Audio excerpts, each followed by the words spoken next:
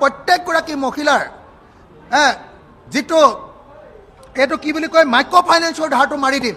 হিমন্ত বিশ্ব শৰ্মাই কৈছিলে নে নাই ইলেকশ্যনৰ সময়ত যে আইসকল আপোনালোকৰ মাইক্ৰ' ফাইনেন্সৰ ধাৰ আছে নেকি? আইসকলে সকলোৱে চিঞৰিছিলে হয় আমাৰ ধাৰ আছে। হিমন্ত বিশ্ব শৰ্মাই কি উত্তৰ দিছিলে? কৈছিলে আইসকল এতিয়াৰ পৰা ধাৰ মাৰিব নালাগে, এইবাৰ মই মুখ্যমন্ত্ৰী হ'ম আৰু এইবাৰ সকলো ধাৰ মৰাৰ দায়িত্ব হিমন্ত বিশ্ব শৰ্মাৰ। এনেকৈ বুলি গোটেই অসমত হুলস্থুল কৰি অসমৰ মহিলাবিলাকক ধাৰ মৰাটো বন্ধ কৰি দিছিলে। এতিয়া মই সুধিলোঁ যে অসমৰ মহিলাবিলাকৰ ধাৰ কিমান আছিলে? 12,500 কোটি টকা। অসমৰ মহিলাবিলাকৰ কিমান ধাৰ মাৰি দিলে? ধাৰ মাৰি দিলে 2,304.30 কোটি টকা।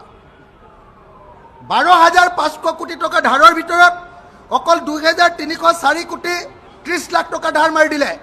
অৰ্থাৎ 2,300 যদি মাৰি দিলে তেতিয়াহ'লে আমাৰ ধাৰ কিমান থাকিলে? 9,700 কোটি টকা।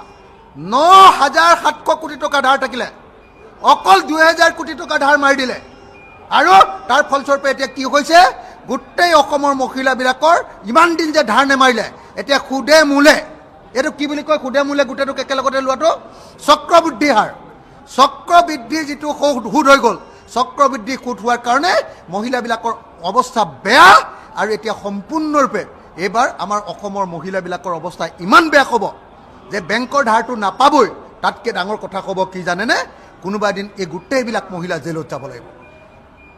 গোটেইবিলাক মহিলা হিমন্ত বিশ্ব শৰ্মাৰ কাৰণে মাইক্ৰ' ফাইনেন্সৰ ধাৰ মাৰি দিম বুলি কোৱাৰ কাৰণে আৰু এতিয়া নেমাৰি 12,500 কোটি টকা ধাৰৰ ভিতৰত মাত্ৰ 2,304.30 কোটি টকা ধাৰ মাৰি অসমৰ সকলো মহিলাকে সাংঘাতিক বিপদত পেলাই থৈ গ'ল হিমন্ত বিশ্ব শৰ্মা চৰকাৰে।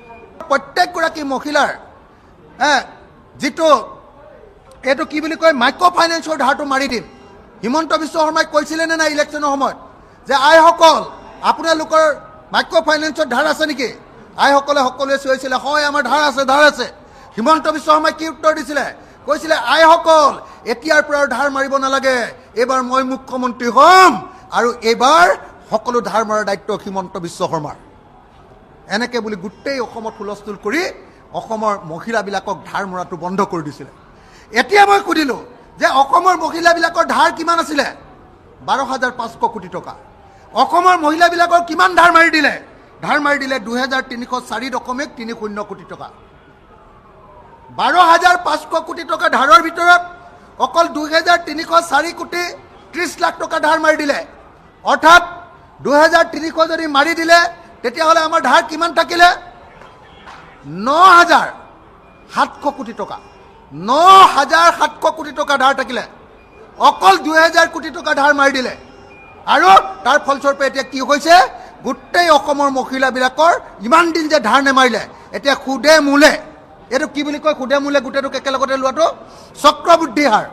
চক্ৰবৃদ্ধি যিটো সুদ হৈ গ'ল, চক্ৰবৃদ্ধি সুদ হোৱাৰ কাৰণে মহিলাবিলাকৰ অৱস্থা বেয়া আৰু এতিয়া সম্পূৰ্ণৰূপে এইবাৰ আমাৰ অসমৰ মহিলাবিলাকৰ অৱস্থা ইমান বেয়া হ'ব যে বেংকৰ ধাৰটো নাপাবই। তাতকৈ ডাঙৰ কথা ক'ব কি জানেনে? কোনোবা এদিন এই গোটেইবিলাক মহিলা জেলত যাব লাগিব। গোটেইবিলাক মহিলা হিমন্ত বিশ্ব শৰ্মাৰ কাৰণে মাইক্ৰ' ফাইনেন্সৰ ধাৰ মাৰি দিম বুলি কোৱাৰ কাৰণে আৰু এতিয়া নেমাৰি 12,500 কোটি টকা ধাৰৰ ভিতৰত মাত্ৰ 2,304.30 কোটি টকা ধাৰ মাৰি অসমৰ সকলো মহিলাকে সাংঘাতিক বিপদত পেলাই থৈ গ'ল হিমন্ত বিশ্ব শৰ্মা চৰকাৰে।